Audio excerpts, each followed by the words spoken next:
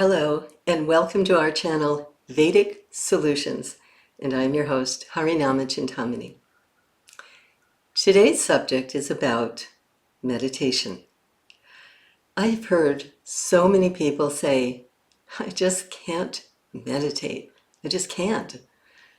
What does meditation mean for most people? There is a misconception.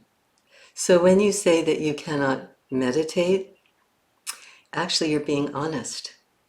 Because anyone who sits down and thinks that they are going to drive all the thoughts out of their mind and somehow that's meditation, no.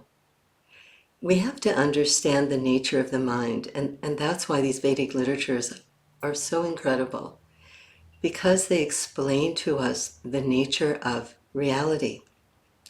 The nature of the mind is that it is very flickering. In one moment, it accepts something. In the next moment, it will reject that same thing. And in Sanskrit, there's actually a term for the mind. It's called the chariot of the mind.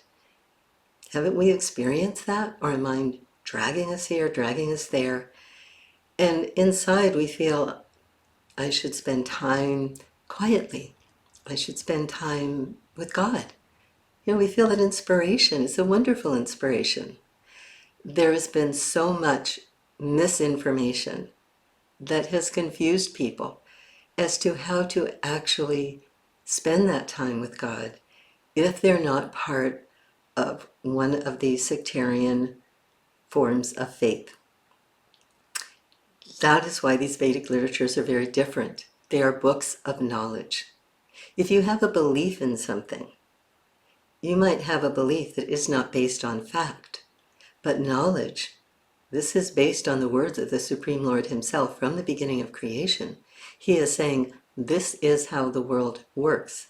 I made it. This is why you're here. This is how you can go back and be with me. Please hear my words. That is Bhagavad Gita. So if we want to spend that sacred time, then it's suggested that we use prayer beads. So if we're touching our prayer beads, also called mala beads, there's 108 beads, that's a sacred number, and we chant the Hare Krishna mantra, Hare Krishna, Krishna Krishna, Hare Hare, Hare Rama, Rama Rama, Hare Hare. So we chant this mantra on these beads, and while we're touching these beads, we are hearing what we are speaking. The mind is trapped. It's brilliant. It's a science. How can we still the mind that rages like the wind? That's exactly what Arjuna said to Krishna. He said, Krishna told Arjuna he needed to control the mind, that was foundational for any spiritual practice. And Arjuna was a warrior. He said, how? How? The mind is like the raging wind. By practice and detachment, we can do it. We need to know the scientific process of how to actually be successful. If I tell you, don't think of a pink monkey, what do you think of? So if I say, don't think of anything, what will happen? Oh my gosh, so many thoughts are going to come in the mind, right? But if we take these names of God, and even the Bible, there's a beautiful verse that says one should go, that the holy names of God are like a strong tower. We can go inside and take shelter. We can. So if we spend time each day with our prayer beads, we have a sacred place set aside in our home with sacred pictures we can meditate on. That is how we will fix the mind. And in those few moments, whatever time we have each day, that we want to have a devotional practice, it will be very satisfying and very fulfilling.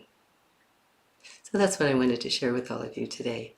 And thank you so much for your questions, your suggestions. Please continue to write us. We so appreciate hearing from you. That's why we're doing these videos. Hare Krishna.